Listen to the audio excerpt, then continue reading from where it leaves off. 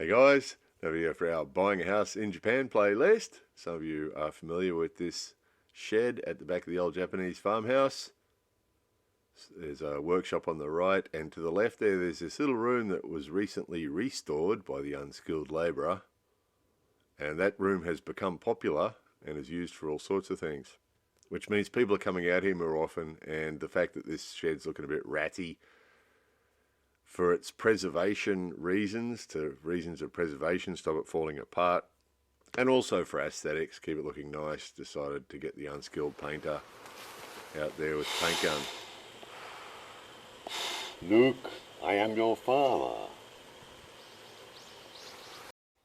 Yeah, he does that every time. Not funny at all, but apparently the old guy finds that amusing. Does it every time he puts the face mask on.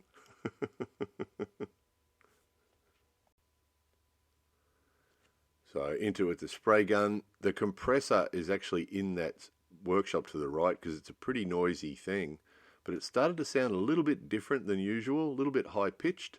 So checked it, and the oil, it's an oil, it has oil in it, that compressor. Some compressors do, some don't. That one has oil in it, and the oil had started to get a little bit low, and just the tone of it started to change. It's a pretty noisy thing, and it started to sound a bit tinny, tin, tin, tin, tin, tin. So checked, and sure enough, the oil was a bit low.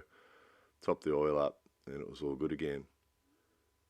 So excellent thing, the compressor and the spray gun. You see a bit spraying around there, so it looks a bit wasteful, but it's really not. It's amazing. One of those little cans there, which is about half a litre, will do pretty much everything you can see there, that whole wall. Way, way more economical than a roller or a paintbrush. So when we do areas with rollers and paintbrushes, we use much, much more paint. So it is more economical. Quicker too.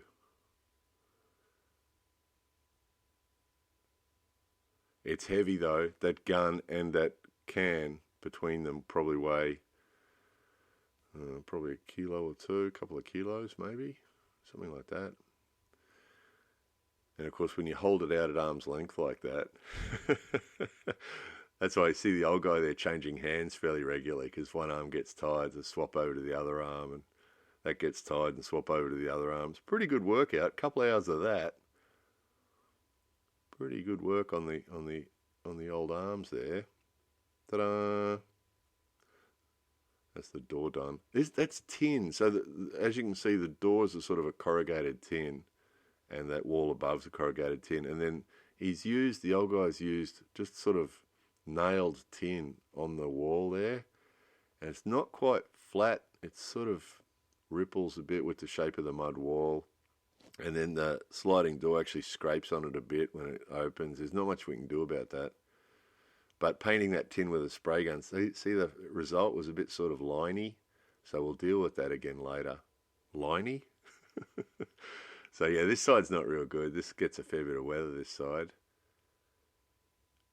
Looking a bit ratty.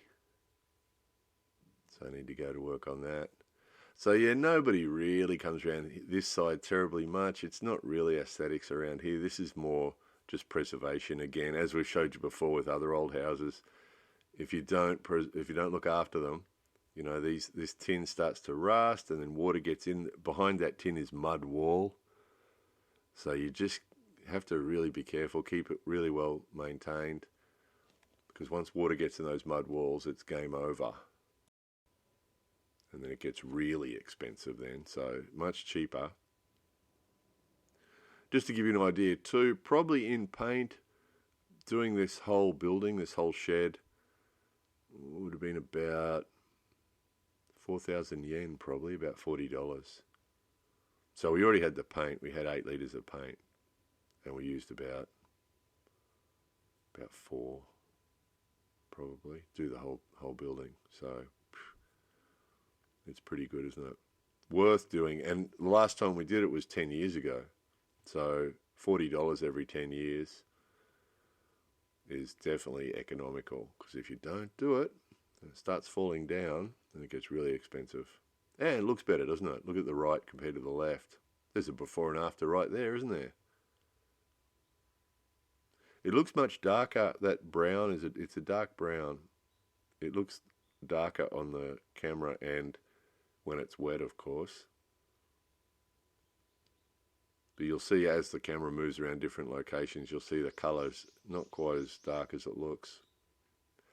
So we've got the sun's really low, of course, at the moment because it's late autumn.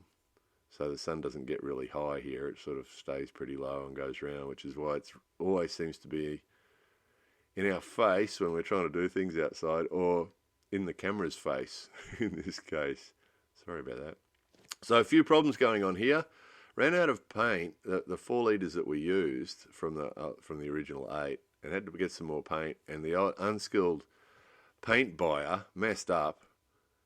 Usually we buy water-based paint, which flows out of that paint gun pretty well, and it also makes cleanup easier. You clean the paint gun, the spray gun, you've got to pull it apart and clean it. And when it's water-based paint, much easier to clean. And cleaning up the brushes and the rollers and everything else the paint touches, much, much easier with water, of course. And thinning it, just put some water in it, thins it out. But the Unskilled paint buyer messed up and bought oil-based paint, and everything's got to be cleaned with turpentine or paint thinner, and just a pain in the neck. It stopped. It wasn't flowing out of the spray gun as well. And then the cleaning up, pulling the paint gun apart, the spray gun apart and cleaning it. And the rollers, trying to clean a roller with turpentine, it's just a nightmare. So big mistake, big mistake. So, yeah, won't be making that mistake again. Sometimes people ask, how do you know how to do these jobs at the house?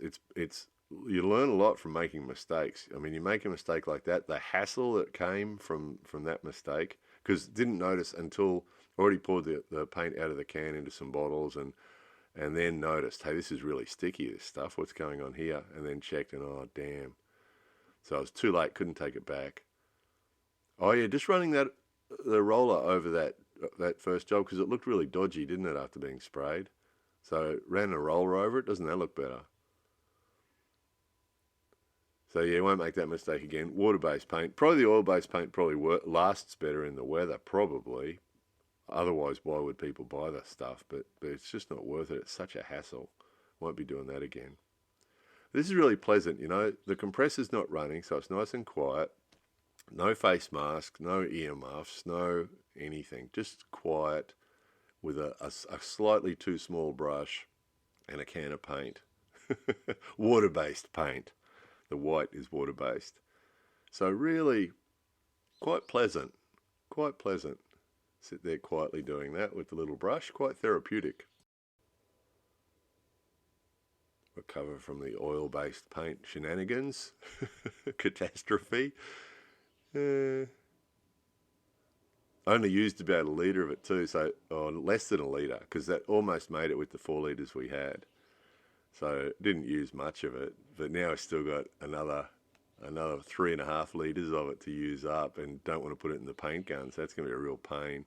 Have to use it somewhere else with rollers and brushes and something. So yeah, this is quite therapeutic, this bit. Just a bit of white trim. So that sort of colour scheme, that dark brown with the white, the reason we use that all over the house is because that's sort of the style when you look at old houses in Japan. That's usually what they have. Not necessarily like that with the white trim, and sometimes it's other combinations. Usually it's white with a dark trim, actually, but we've done various combinations. So here's a before and after for you. That's what it looked like at the start. So it's a part-time job, of course, in amongst all the real jobs, all the real work. So there's a few hours a day, a couple of hours a day for a few days. So it's still in good nick. There's no holes in it or anything. That some of you would have seen the jobs we've done. That silver roof, the smaller one, we replaced that a while ago. So it's not quite that dark. Watch when we get a bit closer. You'll see the light changes a bit. You'll see it's not quite that dark. It's more brown than that. We'll get around here a little bit. You'll see different angle what it really looks like. There it goes. See that? That's what it looks like. See, it's brown. It's dark brown. That looks a bit better, doesn't it? So that should last another 10 years now. So now we're going to move on to the back of the house there on the left. some major work needs to be done there. So, no shortage of work on the old house. More videos coming soon.